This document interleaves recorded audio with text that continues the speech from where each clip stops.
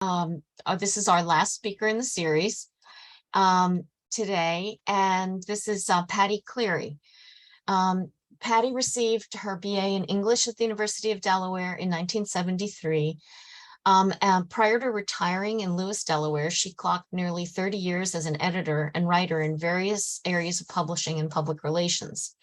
A week after retiring, she enrolled in the University of Delaware's Master of Arts in Liberal Studies program, graduating in 2016, an experience which she describes as superb and rewarding, which thank you, Patty. She is currently at work on a couple of writing projects, her first novel, and with an esteemed co-author, an expansion of her Moll's capstone project, which explored the unconventional life of Monika Kehoe, a remarkable octogenarian Patty was fortunate to befriend while residing in San Francisco, California in the 1990s. And it is her research into Monika's life she's going to explore with us today. Patty notes that Monika's story parallels the prolonged struggle for social acceptance and legal justice for LGBTQ plus individuals. Born in 1909, Monika braved an often hostile world with resolve and spunk. Monika bore witness to homosexuality's evolution from sin, disease, and mental disorder and plague to activism that has fostered, especially since her death at 95 in 2004, greater tolerance.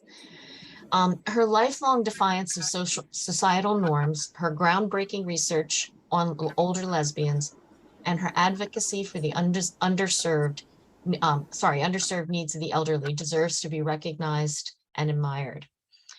And I ask everybody, if you wouldn't mind putting your questions in the chat while we're going, and then we'll open up for discussion at the end, of course. And Becky, do you want to start recording, or did you already? I already did. Okay, great, super. All right, well, Patty, we'll let you take it away here. Okay, thank you. And thank you for this opportunity to speak about the exceptional life of Dr. Monika Kehoe. She was a remarkable woman, a linguist, educator, author, and pioneering scholar. I'd like to share some highlights of what I learned about this unique woman, and I'll conclude with some of what I learned from her.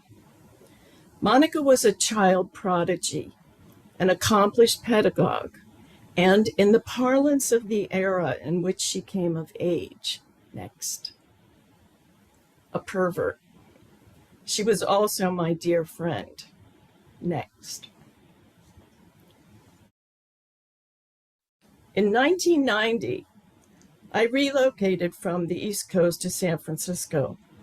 Once settled, I volunteered with GLOW, Gay and Lesbian Outreach to Elders, and was assigned in 1992 as Monika's friendly visitor.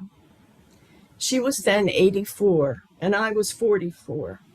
We lived in the same neighborhood and spent a good deal of time together until I moved back east in 2001. Next. I spent many enjoyable afternoons visiting with her in the ramshackle bungalow she called home.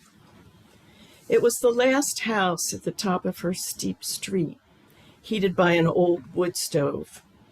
It was dark inside, the windows grimy, and the furniture shabby. I was alarmed to see the rickety spiral staircase she climbed each night to the loft where she slept. It swayed even under her negligible weight. But I was enthralled by the magnificent view from her back deck. Next. Bernal Hill, which jutted just behind Monika's home, offered a stellar panorama. Monika and I often hiked to the top. I managed to keep up with her on these treks, but I sometimes wearied on our return journey through the neighborhood streets. Next. Especially when we reached the final climb to her Bank Street bungalow.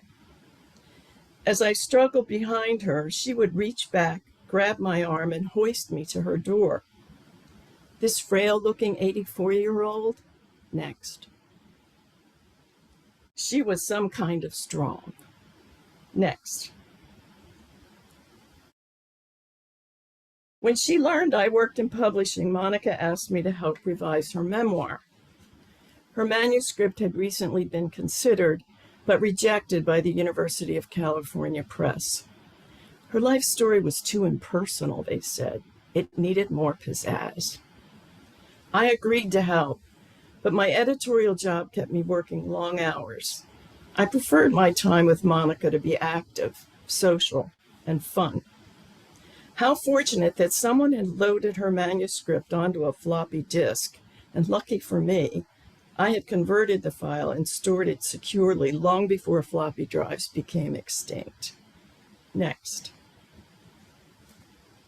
I left San Francisco in 2001. Years later, enrolled in the MALS program, and for my capstone project, I chose to write about my friendship with Monika and whatever else I might learn about her life. When I pitched the idea to my thesis advisor, David Teague, he asked me to ponder how I might sum it up in a sentence. Without much thought, I quipped, "It's a love story." And so it is. For the next couple years, I studied Monika's memoir intensely. I read her published works and scoured newspaper archives. Accessing public documents, I confirmed her death at home in 2004 at age 95. I submitted a Freedom of Information request and was told the FBI did indeed have a file on Monika, but it could take months, even years, to receive anything. Would the information arrive before my project's due date? An hour after I hit send to submit my final thesis, I walked out to the mailbox, and there it was. A thick envelope with hard copies and discs. Too late to insert, but destined for inclusion in an expanded profile and in this presentation. In the course of my research, I reached out to those who had known Monika, worked with her, or written about her. I managed to extract a few crumbs of information from a couple sources, but no one was willing or able to provide any genuine insight. Until one day, someone did. Next. I sent yet another request for help to Peg Cruikshank, someone I thought might have some history with Monika, and someone whose work I had read and admired. My expectations were exceeded when she generously offered her help. I was thrilled to meet her at a 2017 National Women's Studies Association conference. I have enjoyed swapping Monika stories with her. Peg met Monika in the 1980s. She included some of Monika's writing in her anthologies and kept in touch with her after moving to Maine in 1996. I'm so happy that Peg has joined us today. Peg and I have embarked on a collaboration based on Monika's memoir, which we will annotate, adding our own reflections and experiences. Next.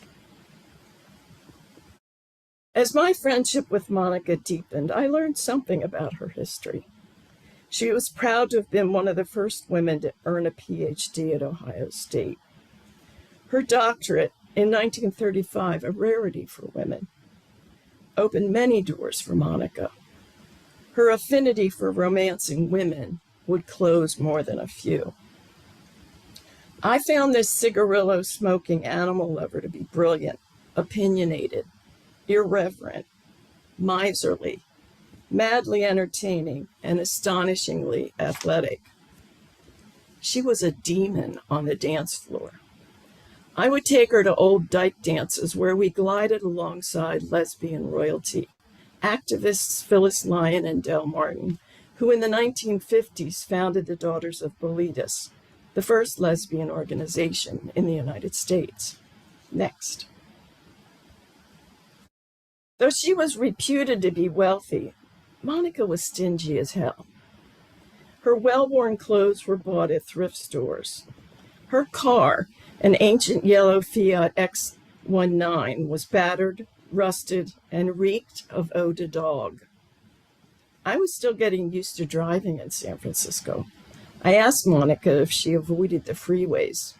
I found them intimidating. No, she said, I like to drive fast. I asked her about her failing eyesight.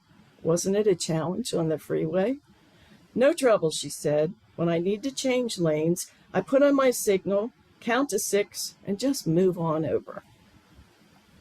Later, long after I felt she should not be driving at all, she bought the little red Honda Del Sol. I endured one far too thrilling ride in it. Next. Monika loved tasty food and took many of her meals at senior center dining halls. I joined her on several occasions, and on the first, she taught me her process. She carried a battered paper sack, which she hid under the table. Withdrawing some scuffed plastic containers, she handed me a couple. They felt a little greasy. Here, she whispered, these are for you. What for? I asked. We'll eat half of what's on our plate and take away the rest. Not for tonight's dinner. Too monotonous. For tomorrow night. But be subtle about it. They don't like us carrying out food. Because I was her friendly visitor, I felt duty-bound to fill my containers with half the beef tips and gravy, mashed potatoes, and peas. As soon as she'd take her last bite, Monika was ready to go. I asked if she ever stayed to socialize. Never, she said. She apparently did not enjoy the company of her fellow seniors. All they talk about are their illnesses and maladies or their grandchildren. I have no interest in any of that malarkey. This woman knew her boundaries. Mine may have been more fluid, but I knew that I did not want to open my refrigerator later and see those containers. When I dropped her at home, I insisted that she take all the leftovers, and she reluctantly agreed. For my birthday, she invited me to lunch at one of her favorites, the 30th Street Senior Center. Out of character, she insisted on treating me. Here's an excerpt from my master's project, I Remember Monika. I devoted an entire chapter to my anxieties about birthdays and aging, but this passage comes later. I was still in the throes of typical hairstyling gymnastics when Monika arrived, carrying her battered paper bag, which I assumed, incorrectly, was filled with the ever-essential plastic containers. She leaned on my bathroom door jamb as I spiked and glossed and otherwise attempted to fashion my fine tufts into presentable form. Monika and I exchanged idle conversation until her sweet talk tone emerged. Before we go, I want to ask you a favor. Sure, Monika, what is it? First, you must promise me you will say yes. I'm sure I'll be able to say yes. Just tell me what it is you want me to agree to. No, you must promise. Pretty please. As usual, she prevailed. Okay, I promise. Do you mean it? Sure. She extracted something fuzzy from the crumpled bag. I want you to wear this. Whatever she clutched in her bony hand, this resembled the business end of an abused dust mop. What is it? As she gave it a few shakes, I recoiled in recognition and dismay. It's a cute little gray wig. It will look so nice on you. No way, Monika. I am not wearing that. Her lower lip plunged. But you promised. I just spent a good 20 minutes fixing my hair. That thing will ruin it. But you must. I really want you to. Wigs are uncomfortable. They're hot and itchy. This scruffy one especially, I thought. And they look fake. You will look great in this, she pleaded, waggling the offending hair you wear in my face. I'll look ridiculous. Please don't ask me to wear this, Monika, not on my birthday. But you must wear it. Why? She placed a hand on my shoulder and looked into my eyes. Patty, I want you to mark this day with an authentic old person experience. The wig is central to that, and it would mean so much to me. I grabbed the disgusting thing and yanked it onto my head. It was too tight and smelled musty. I glared into the bathroom mirror and made a futile attempt to command its unruly strands. Monika beamed.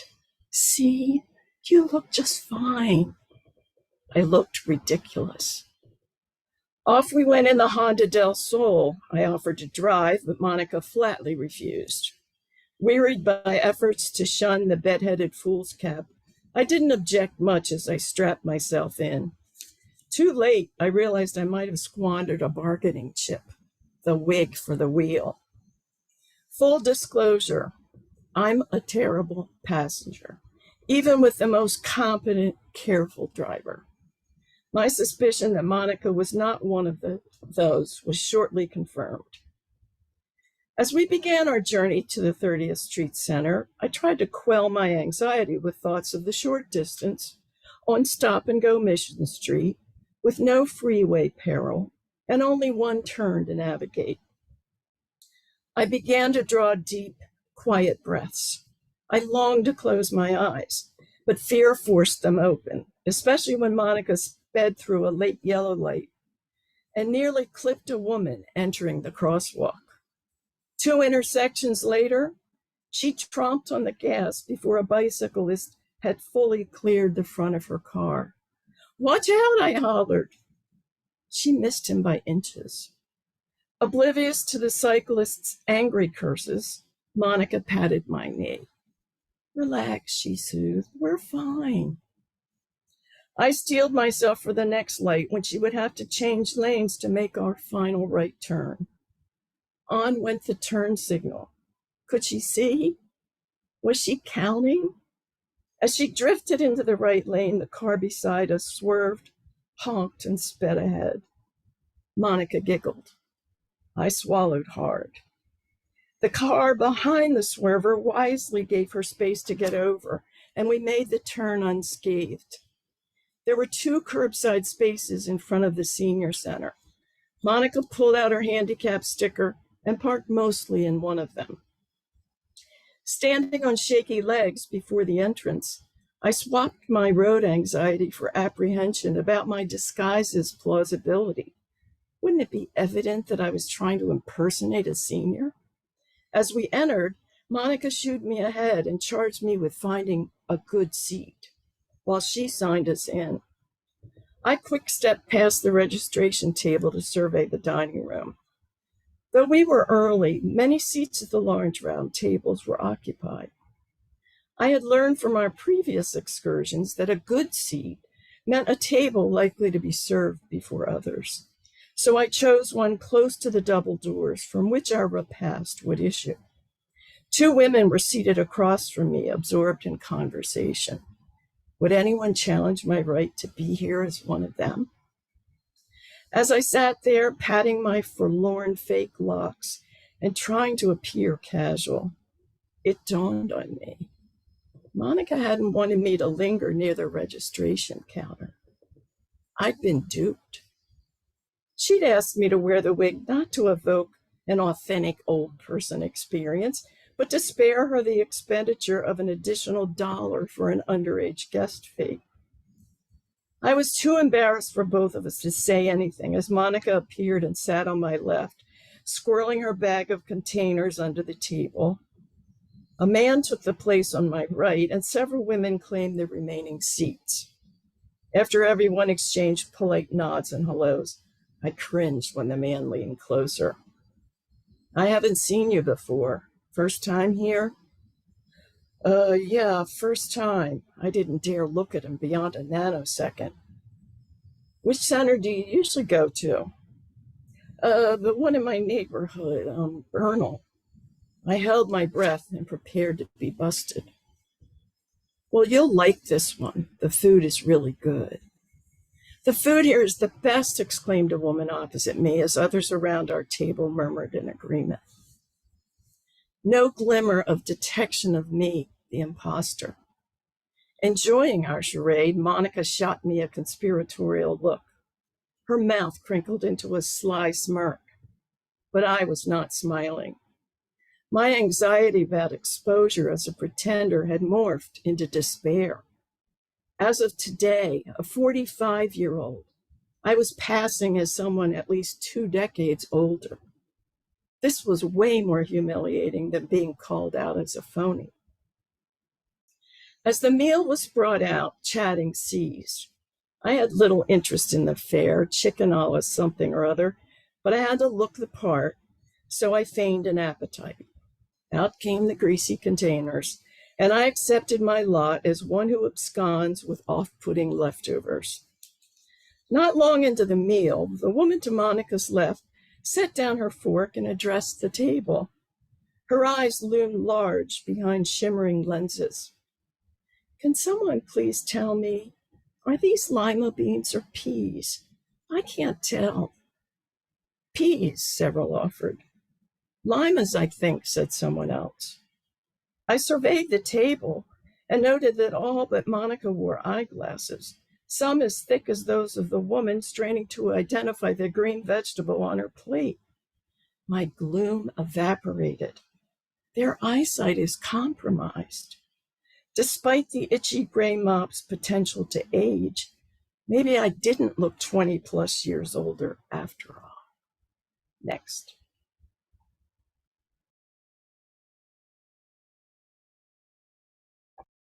Fast forward 15 years as I scour news articles and Monica's memoir and publications, I learned so much more about my friend. I uncovered information about her Fort Wayne, Indiana childhood. Despite her distaste for the requisite tutu, Monika adored the athleticism of ballet. She was groomed by her mother to be a performance artist. Carnegie Hall was the goal and might well have been realized. Monika excelled in violin, piano, and voice. But recitals made her so nervous, she often became ill with stage fright. And then she discovered a new passion. Next. Tennis. When she was supposed to be practicing her violin at the convent school, she would hide the instrument with a girlfriend, change into tennis garb, and sneak off to the courts. She challenged the boys and often beat them. One bright afternoon in 1993, I figured I'd help Monika get a bit of exercise on the tennis court. Though she was twice my age and hampered by advancing macular degeneration, she still whooped me but good. In the course of humiliating me, she mentioned she'd once played with Walt Disney. He had a pretty good arm, she said. Next.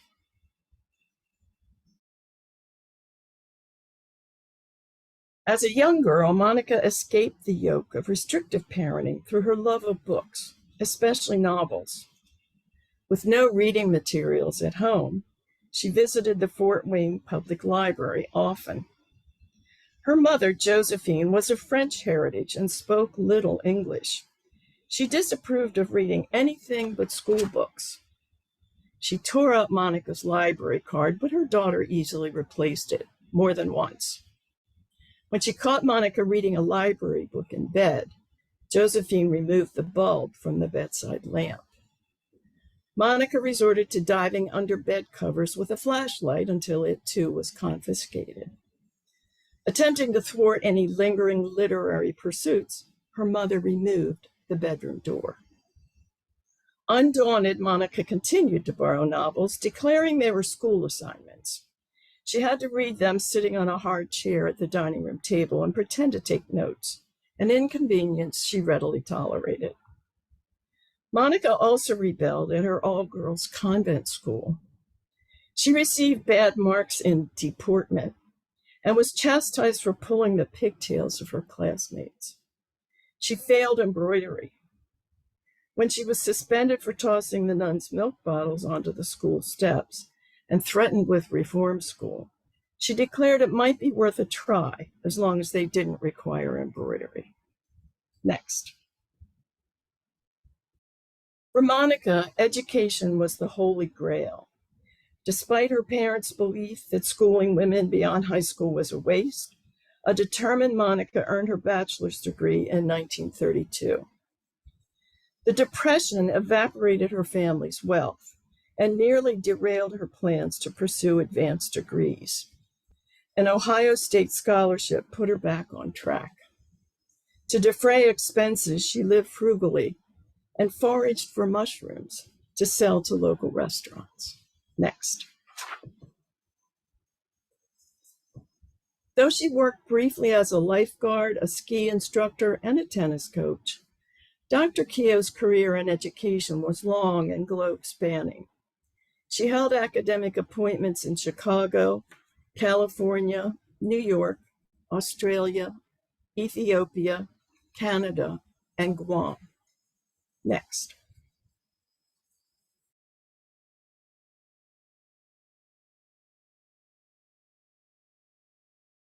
There we go. Monika was no stranger to employment dilemmas arising from unconventional attachments she formed with women. The PhD meant she could always find another good job. Her nonconformist behavior meant she often had to. She lost several positions because of the sexual orientation she took few pains to conceal. One of her first academic positions was assistant professor of English at Mills College, a women's school in Oakland, California. In 1940, when a spurned lover, a graduate teaching assistant, exposed their relationship to the dean, Monika was informed that her contract would not be renewed. Next.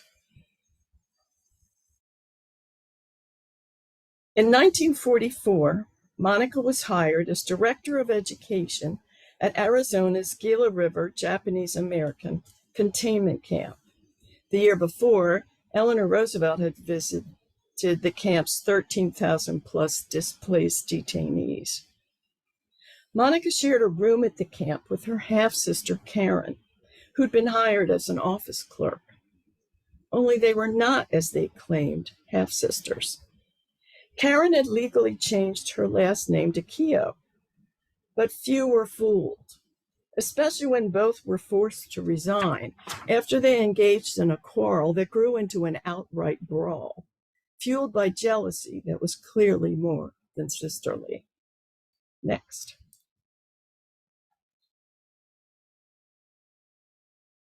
Karen and Monika left the camp and moved to New York City, where they lived together a few years until they split up. After working the next couple of years as assistant dean at Brooklyn College, where Monika risked ventures into Greenwich Village to spend time with other lesbians, she felt restless and took a job in Korea with the American Language Institute. Although Monika had long yearned to see this part of the world, she didn't stay long. When political tensions mounted in 1948, she sent out job applications, including one to what was considered the most prestigious employer of all. She was surprised to be accepted, confessing that she didn't know about quotas then. Next.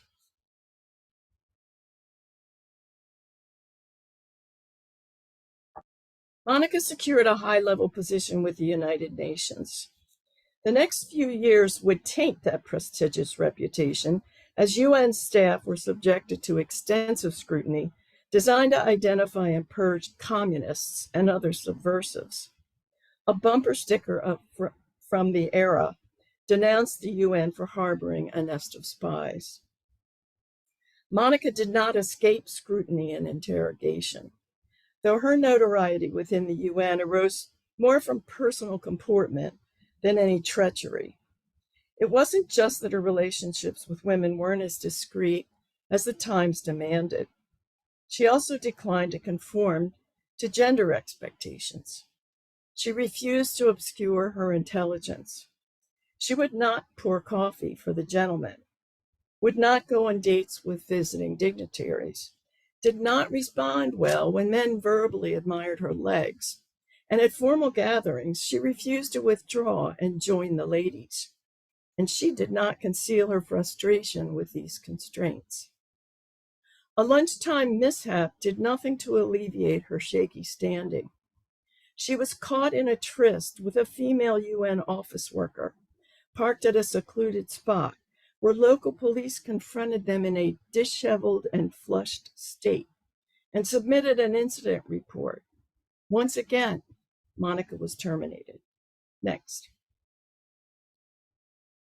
She appealed her dismissal from the UN, but didn't stick around for the outcome.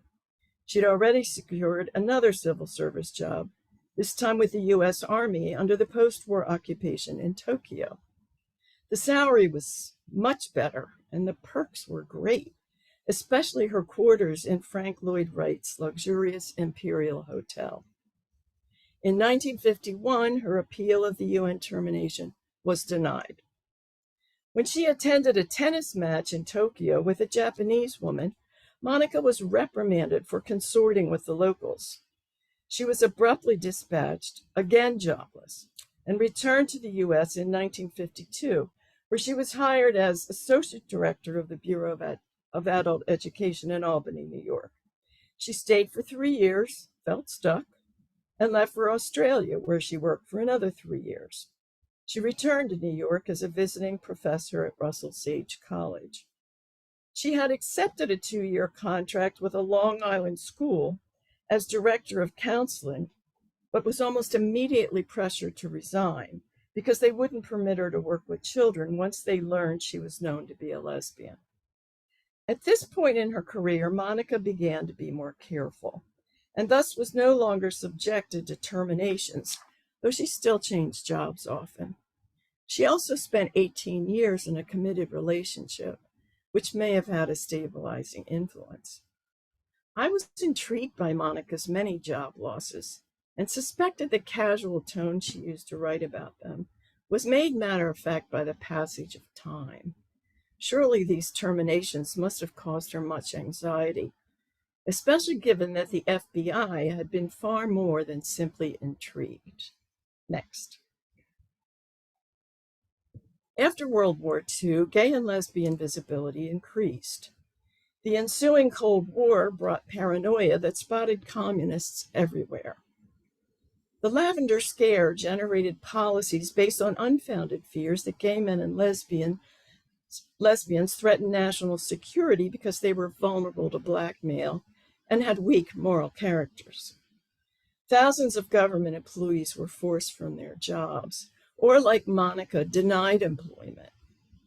J. Edgar Hoover had closed the investigation of Monika, but reopened it 3 months later when she applied for a civil service job in education. She endured probing personal questions during a 3-day loyalty board interview. Eventually, she was barred from civil service for several years for an offense against public morals. Next. The year-long wait for a response to my Freedom of Information request was worth it. Hundreds of documents, including memos from J. Edgar Hoover, revealed an extensive investigation of Monika for communist leanings and homosexual perversion. Over many months, FBI agents submitted detailed reports of interviews with her former employers, co-workers, and neighbors. Some expressed distaste for Monika's manly appearance and overbearing personality, but nearly everyone said her loyalty to the US government was not an issue. The FBI assembled a wealth of evidence. Investigator notes referred to statements from Monika about communism not being all bad, that the US might have something to learn from some of their approaches. But the FBI never managed to substantiate disloyalty. Homosexuality was considered just as despicable, however, and was readily confirmed.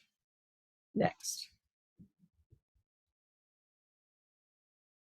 When Monika and her alleged half-sister Karen were living together in New York City, Karen enrolled in school and published a novel, City in the Sun, which portrayed life in the Japanese American internment camps.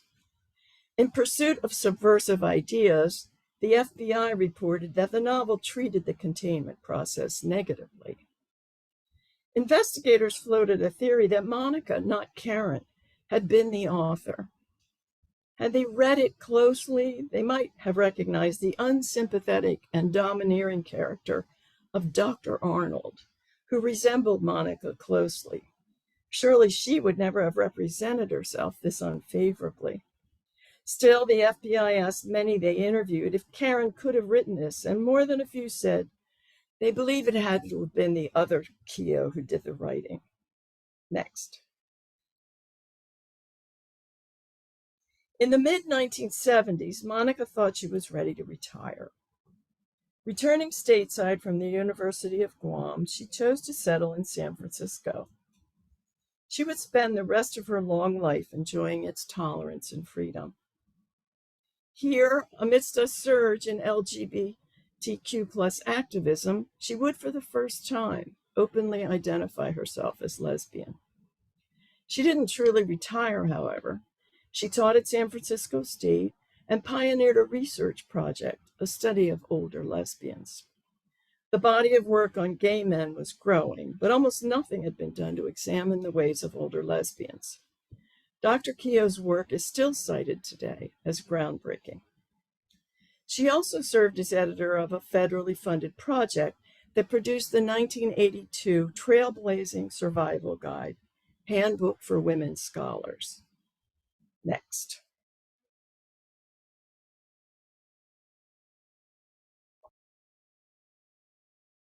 Throughout her long life, Monika braved an often hostile world with resolve and spunk. She bore witness to homosexuality's evolution from sin, disease, mental disorder, and plague to activism that has fostered, especially since her death, greater tolerance. She has missed developments that signify widespread acceptance, progress that has created a backlash and revealed the vast pockets of prejudice that endure. My connection with Monika taught me the value of intergenerational friendship that offers insight into a life lived in a different era. And it confirmed the gift of just plain friendship, period. I drew courage from her free-spirited character, her defiance of conventionality, and her outlook on aging. Monika would routinely report her age as a year older. But you're not 86, I protested, you're 85. She smiled and explained that she was beginning her 86th year and preferred to state her age as such. Now that I qualify to be defined by others and by myself as old, I discover that it's not as terrible as my younger self feared. I strive to accept a gift not bestowed on many I have loved, and I'm thankful for the opportunity to be old my way. Monika's zealous regard for higher education was unambiguous. One of the first questions she'd asked me was, had I gone to college? And she was satisfied, though not impressed with my response that I'd earned a BA. She asked, why wasn't I continuing? My 60-hour work week drew no sympathy. I know she would be pleased that I spent the initial phase of my retirement pursuing a graduate degree for no goal beyond the challenge and joy it afforded. I knew Monika and I had formed a special bond, but until I undertook this project, I don't think I fully appreciated her profound influence and the depth of feelings I would carry for her always. My project's greatest gift has been the ability to rediscover and in some vital way to reclaim my late friend Monika, to applaud the triumph of her lived experience and share it with others. Thank you for this opportunity to share it with you.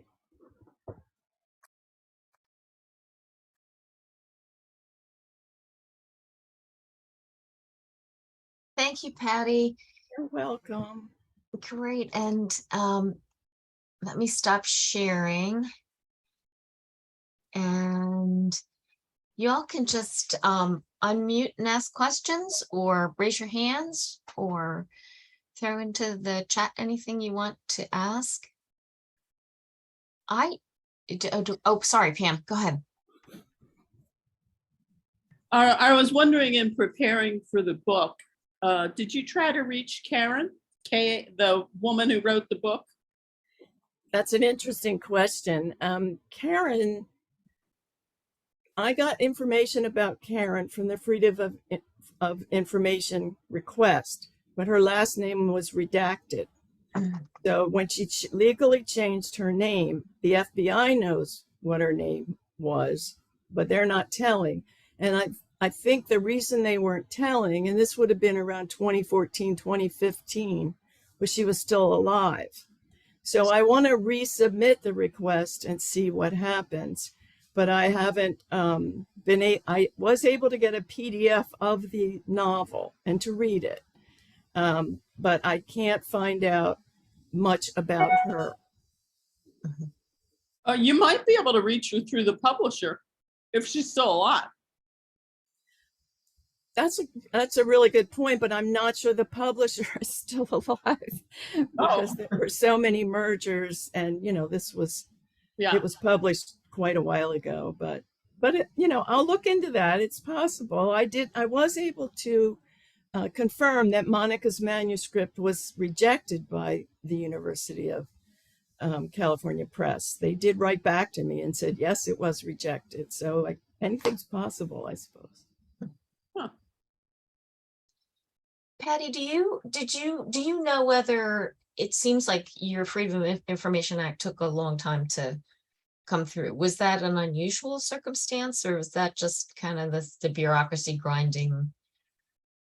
I think it's pretty customary. The one thing that I got was also a whole lot of documents from the Army. So, the FBI went to the Army and got stuff from them too, and that slowed the process down. But I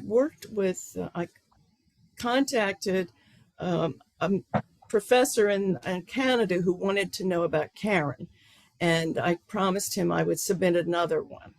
And then the election happened and the government was just crazy. So I thought, okay, I better wait. So maybe I'll try now. We'll see. But yes, one has to be very patient, and the timing, of course. I mean, I was exhausted. I hit send. Oh, I finished my project, and then walk out to the mailbox, and it's like, there it is. Couldn't come yesterday. Okay. Crazy. Other. Oh, I think Peg, you're muted again. Here. There you are. There you go. Hello. I just wondered if Monica kept any journals. I don't know. I mean, do you know? I don't know. I didn't find any reference to one. I did find a reference. She said, perhaps I should seek to find the dossier they probably have on me. And I don't know if she ever did. I really wouldn't have a way to know. But I have a feeling she didn't. But she wasn't wrong.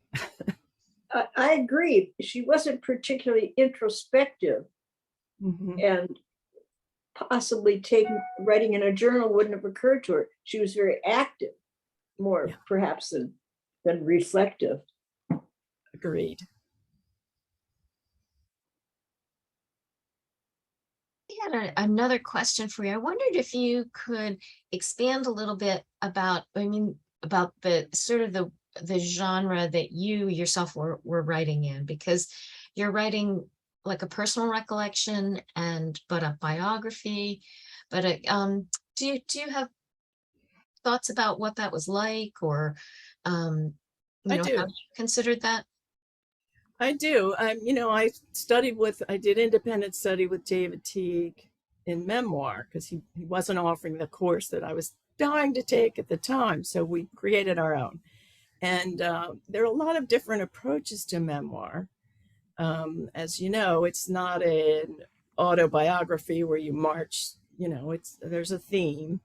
And so the theme for mine really was about, I even at the age of 16, I wouldn't let anyone acknowledge my birthday because I was so afraid of getting old. And I knew that in 2 more eye blinks, life would be over. So, I didn't want to acknowledge a birthday.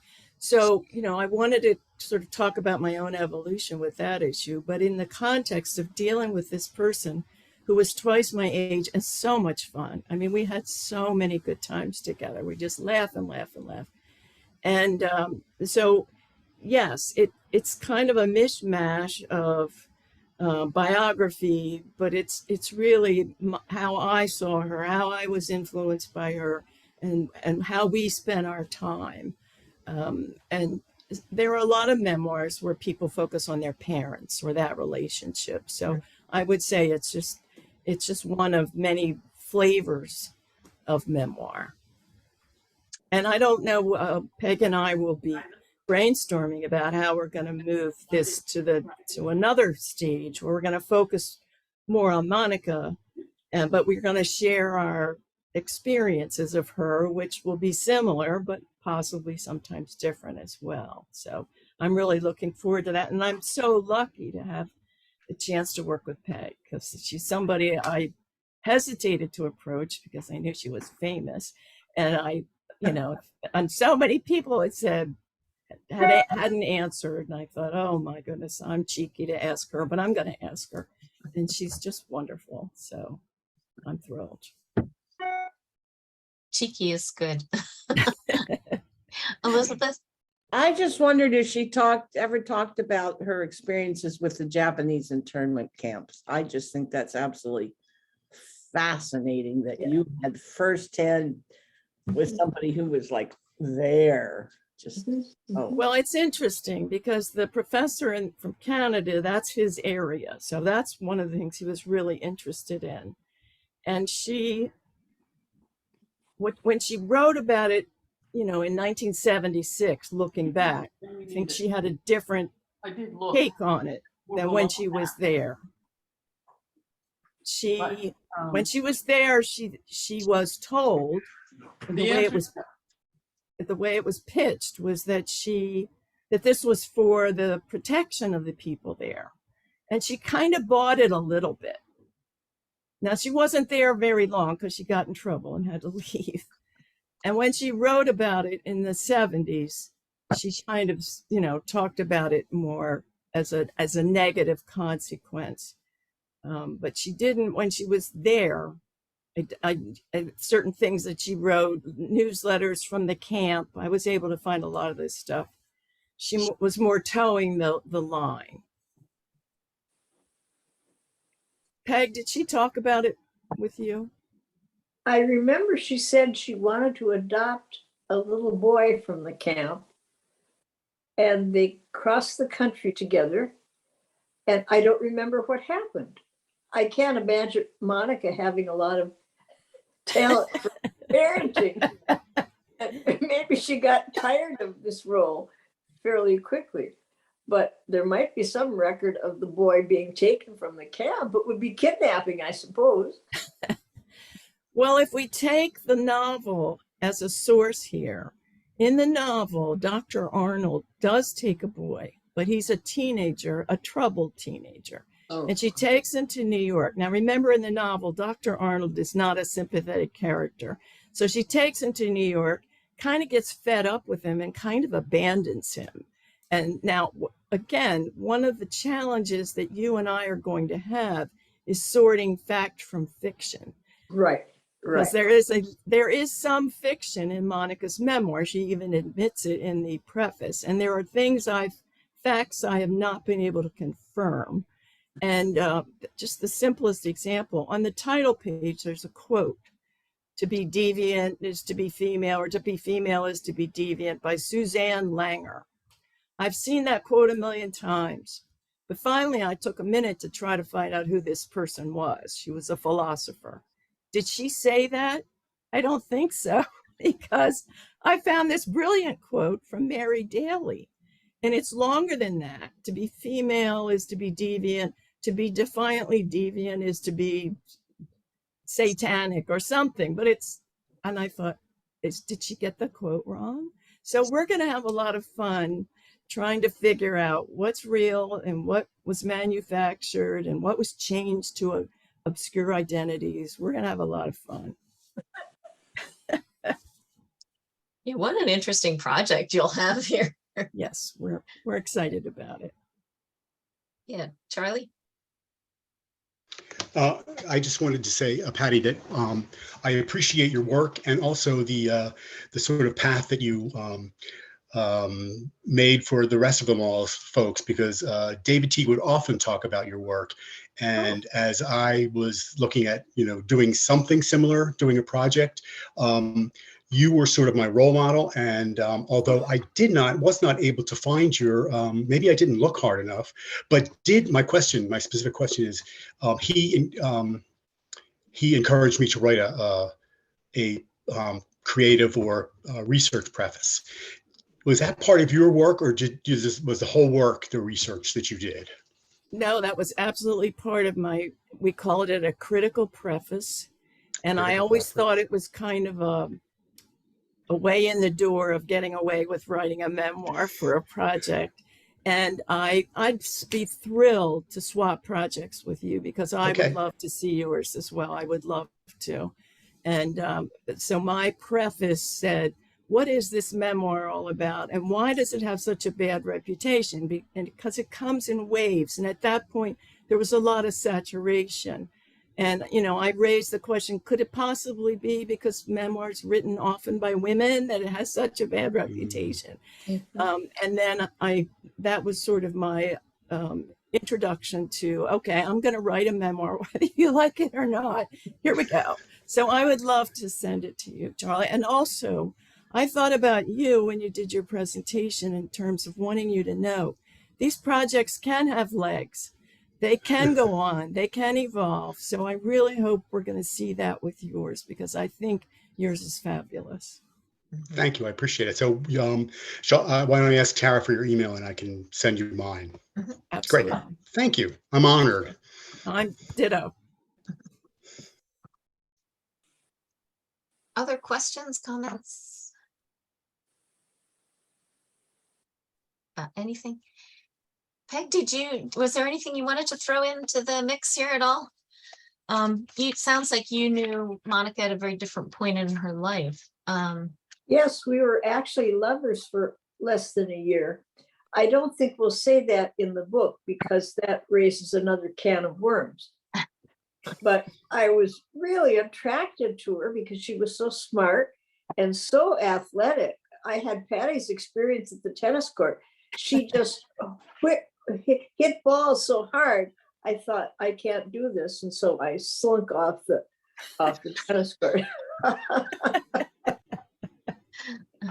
She was a remarkable woman, and she really does deserve to be remembered. I thought that particularly, had a colonoscopy in April, and I was coming off anesthesia, and I got the idea that her memoir should be published. And that's when I contacted Patty again, who had sent me the memoir some time ago. But it was just a flash. This woman's memoir deserves to be in print. Maybe the anesthesia sort of, it breaks your barriers down, right? Yes, I think so. Yeah. It was my last one too. There you go. Right. Other thoughts, other questions? Thank you so much, Patty. I had just one thing, Tara. The Del Sol, it's a Honda, correct? Yes. I've been buying Hondas forever, and I used to go into the shop, and not in the shop, but in the dealership, and see a Del Sol, and I was like, if only I could have one of those. I can't imagine being in one of those with a driver of her ilk. But just including that information, can help me connect to her and open a door, and also that Peg was her lover. Thank you for sharing that. That's awesome. I feel like I'm glad I was here today. And Charlie, you'll read about this, but my trip home from the senior center lunch was I almost didn't survive it. So I'll send it to you and you can read about it. Okay, thank you. You're welcome. Well, and we also discovered earlier when we popped on earlier that Becky used to drive a little red sports car too. So Yeah. Well, all right. Oh, yeah. Go ahead, Elizabeth. I was just going to say, I just think I can't wait to read this. I know Becky will let us all know, but because she did so many things and was in so many places. Yeah. Even though, part of it is because she got let go. Yeah. But even so, she was like off to the next, place. And I just can't wait. I just think I really appreciate this because Cool. It's very fascinating. Thank you. Yeah, I can't imagine the kind of resilience that it takes to go through all of those changes and Mhm. At that time, too. dislocations. What was that? At that time, Yeah. there were Yeah. support groups for feisty women then. You were really doing solo.